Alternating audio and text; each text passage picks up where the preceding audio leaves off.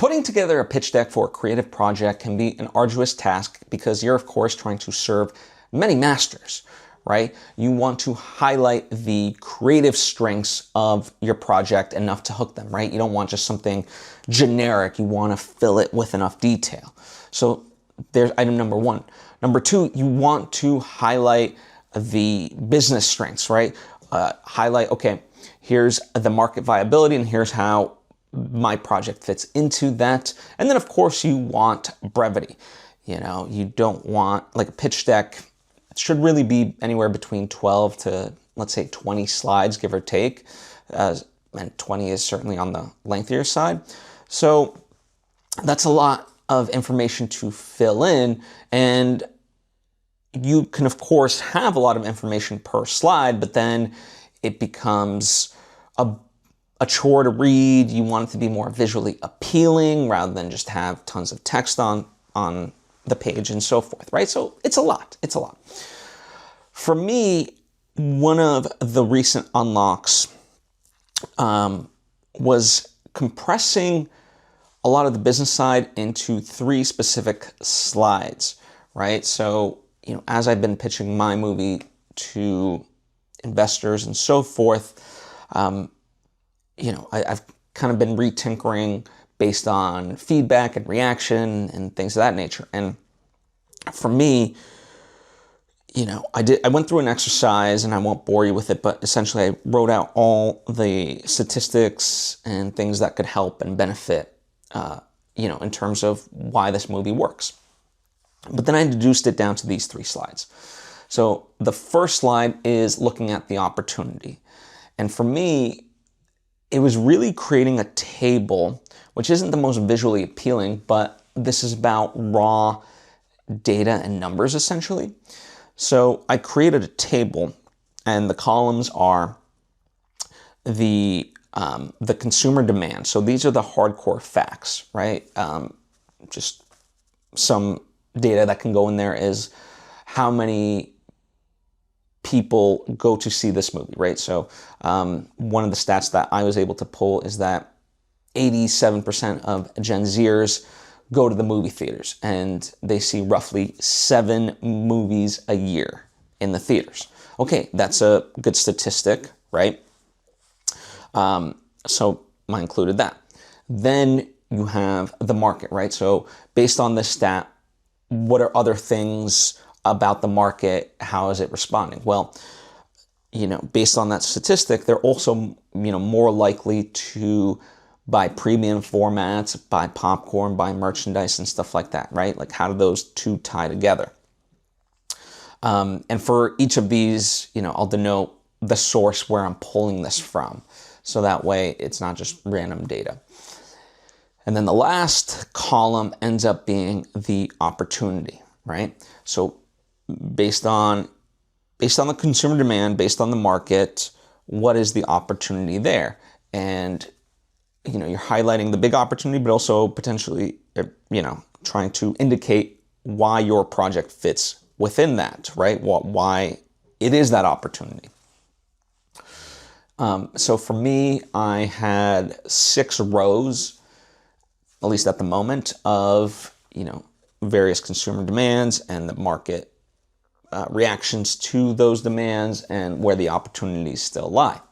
So that helps paint a picture of, you know, what's there, right? And it compresses it all neatly enough where someone can really look at that slide and see, right? So that's slide number 1. Then for me, slide number 2 becomes kind of the methodology, right?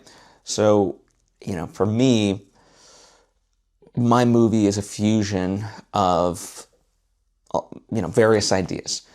And that can seem very helter-skelter, but it's like, you know what? Other people have pulled this off before, right? The Matrix is a famous example of this. It felt new, but it really wasn't, because, of course, you know, anyone who was paying attention to sci-fi with like cyberpunk like William Gibson's Neuromancer or the Ghost in the Shell anime, you know, that was all part of it. Then, of course, you have the infusion of philosophy and religion and just, you know, kung fu movies and things of that nature. And it, takes those and uses them as inspiration to create something that is new, that is groundbreaking, right?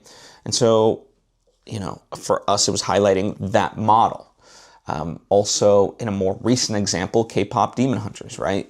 The directors took everything they loved about Korean culture, right? K-pop and the love of their food and their mannerisms and stuff like that, infused it into something that obviously became a huge cultural phenomenon. So I highlighted those as aspects, right, of why this model is viable, and kind of bullet pointed it and stuff like that, and, making it visually appealing, yada, yada, yada.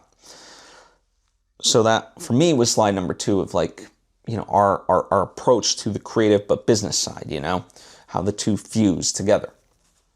Then the last slide ends up being, okay, de-risking this, whether you're going a studio route, whether you're going, a more independent route, at the end of the day, everyone's trying to de-risk, right? Especially when it comes to film. And so what are the things that you're doing that help mitigate that risk?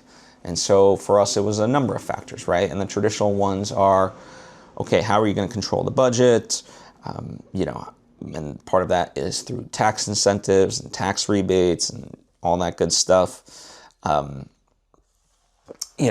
what are some of the other creative ways that you're mitigating risk? And what are you looking at as models to mitigate that? And, this is where I also included comps, meaning comparisons to other movies. Like, okay, hey, here's the movies we're looking at as prime examples.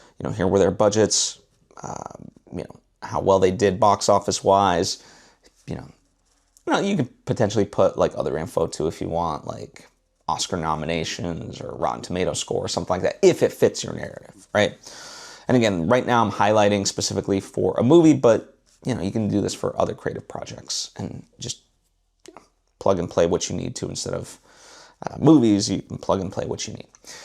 But anyway, so those are the 3 slides for me that really deduce this down to, a good business core, right? Where you've given it a lot of thought, where it showcases that you're knowledgeable and that you've thought of this beyond just like, hey, I have a really cool idea and the world needs to see it, right? It checks off various boxes. And then, of course, in the other slides with the creative, I try to reinforce that in various ways. For me, in the what I call the team page, I mean, I didn't literally call that, but that's kind of the basic premise of who is the team. I highlighted what we've done, who we are, and what we're currently doing with the project that helps, reinforce some of that business side, right? And giving people a comfort level. So it's all these things coming together. But the main thing that I want you to walk away with today is that business side, and just dispelling it down in a simplified way. By the way, if I'm still working on the visual aspects of this updated pitch deck, but once I have it, I will post it on my Patreon page. So if you're curious, patreon.com/Svitek is where it will live, and you can access those slides, and I'll let you take a look. So all you have to do is subscribe there. But anyway, I hope this helps. I encourage you to, if you're working on a pitch deck, I'll give you a quick assignment.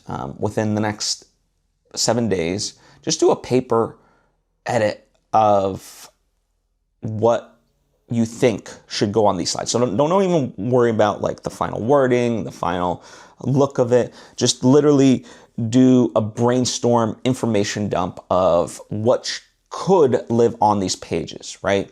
And that's what I did to begin this process, where I just pulled every stat I could think of, could find, and I didn't have the flow, the order, for this table yet, or how it would be